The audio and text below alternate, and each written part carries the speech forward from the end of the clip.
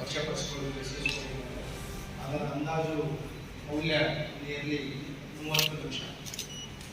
ಈ ಪತ್ತೆ ಕಾರ್ಯಕ್ಕೆ ನಮಗೆ ಆರಂಭ ಆಗಿದ್ದು ಇತ್ತೀಚೆಗೆ ಒಂದು ಅಶೋಕ್ ನಗರ ಪೊಲೀಸ್ನಲ್ಲಿ ಮನೆಗಳನ್ನು ಒಂದು ವರದಿಯಾಗಿದೆ. ಭಾಗ್ಯವಂತಿ ನಗರದಲ್ಲಿ ಒಂದು 60-40 ಇಲ್ಲಿ ದೊಡ್ಡ ಮನೆ ಆ ಮನೆಯಲ್ಲಿ ಒಂದು ರಾತ್ರಿ ಮನೆಗಳನ್ನಾಗುತ್ತೆ.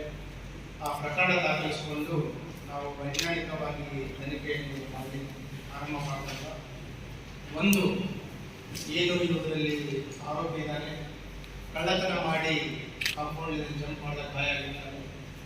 ಅದರ ಒಂದು CCTV ನಾವು ಬೆನ್ನತ್ತಿ ಒಂದು ಆಸ್ಪತ್ರೆಗೆ ತರಬೇಕಾಗುತ್ತದೆ. ಅಲ್ಲಿ ಒಂದು ಟ್ರೈಲನ್ನು ನಾವು ಫಾಲೋ ಮಾಡಿದಾಗ ಈ ಆರೋಪಿಯ ಒಂದು ಡೀಟೇಲ್ಸ್ ಇರುತ್ತೆ.